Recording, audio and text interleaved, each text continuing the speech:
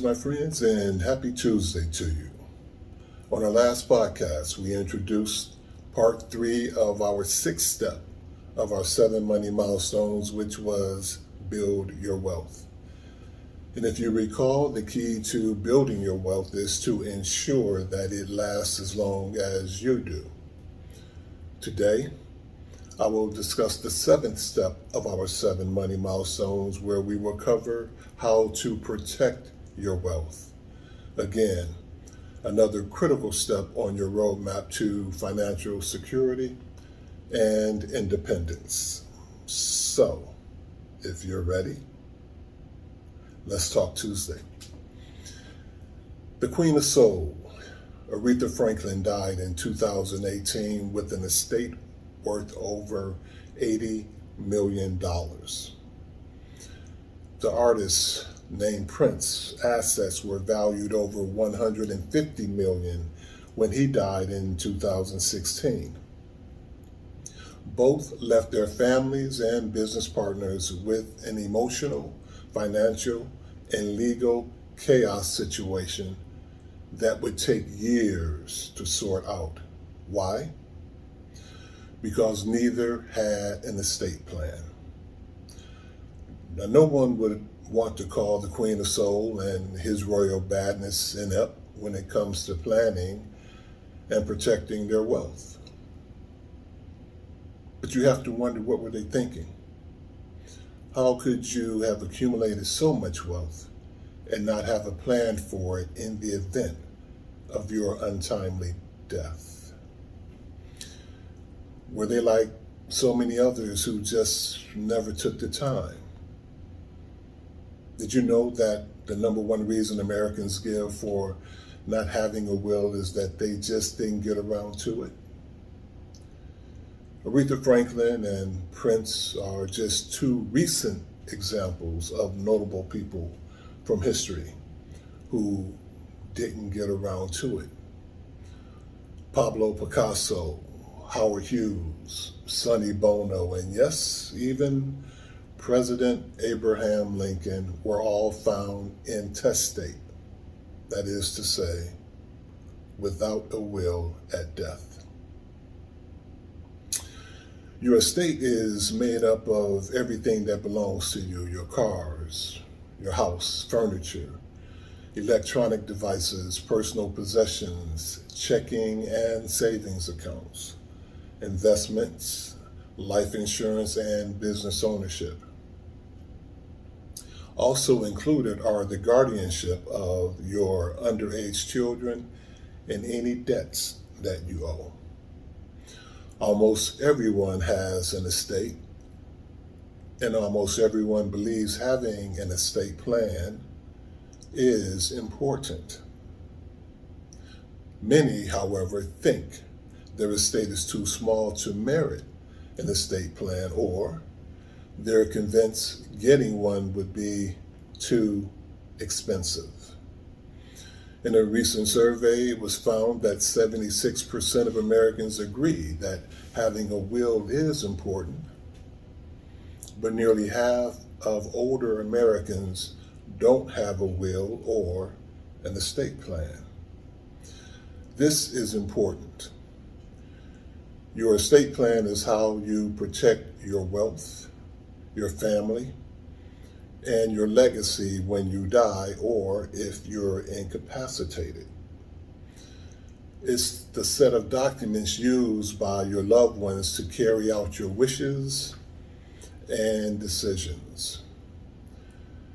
There are 4 documents your estate plan should include. First, your will. Your will identifies who will be the guardian of your minor or special needs children, who you want to carry out your wishes, and how you want your property distributed. Second, your financial power of attorney. This gives your spouse or other trusted persons control over your financial affairs, like paying your bills, insurance, taxes, or even selling your property if you're not able to do it yourself. The third is the Advanced Healthcare Directive, or some people refer to that as a living will. This document identifies the person you want to make your healthcare decisions if you cannot, and states what medical treatment you wish to receive if you're unable to choose yourself. And then the fourth is your Health Insurance Portability and Accountability Act release. This is also referred to as HIPAA. This permits your healthcare agent to legally access your medical records and insurance information to facilitate your medical treatment. Now, if your intentions are never formalized in an estate plan, a court may be the one to decide how your property is distributed and who will be your children's guardian. The process of a court administering an estate in accordance with state laws are called probate. It's an ordeal that can be long, expensive, and could take a heavy toll on those individuals who depend on you. Now, even if you have a will, many of the assets titled in your name must go through the probate process before your heirs can receive them. And if you own real estate in other states, your estate may require multiple probates. Now, you can help your family and business partners avoid unnecessary expenses and delays of the probate process with one additional estate planning tool. It is called a trust. So let's chat about that.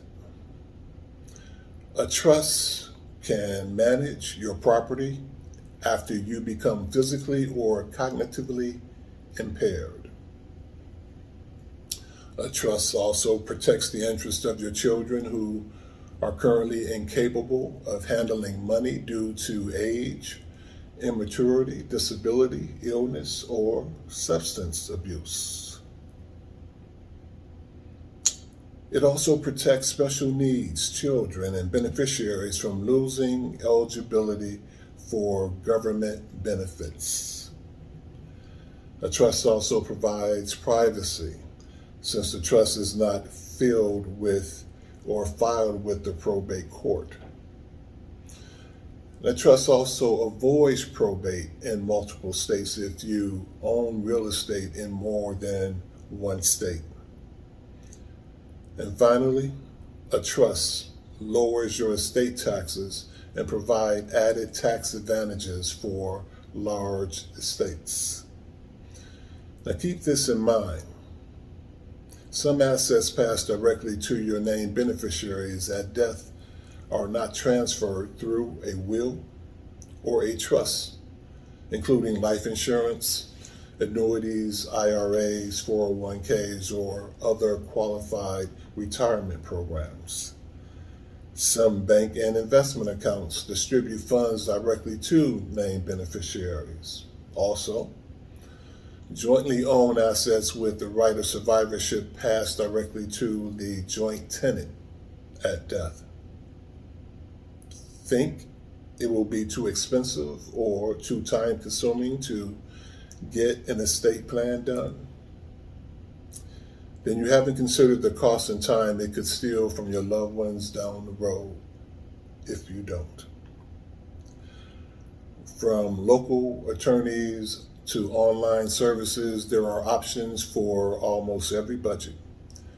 So there's no real good reason to delay checking this final milestone off your list. Do it immediately. So there you have it. Your next step is to put ink on paper, or rather, information on paper. Again, meet with your financial professional to get you started on your way.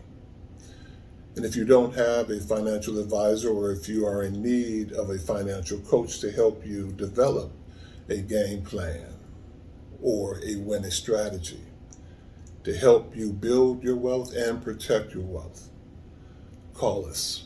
Schedule a free consultation at 937-889-9809, or you can email us at the Academy of Financial Literacy at gmail.com. Finally, our ministry is changing lives, and I want to thank you for partnering with us to stomp out illiteracy in our community. Your generosity helps the Academy of Financial Literacy educate the community and equips us all with the knowledge and skills needed to manage money more effectively. Bless you for blessing us with your gift. Now join us for our next podcast, where we will introduce a new series, Know Your Credit Score and How to Boost It. Until next time, let's talk Tuesday.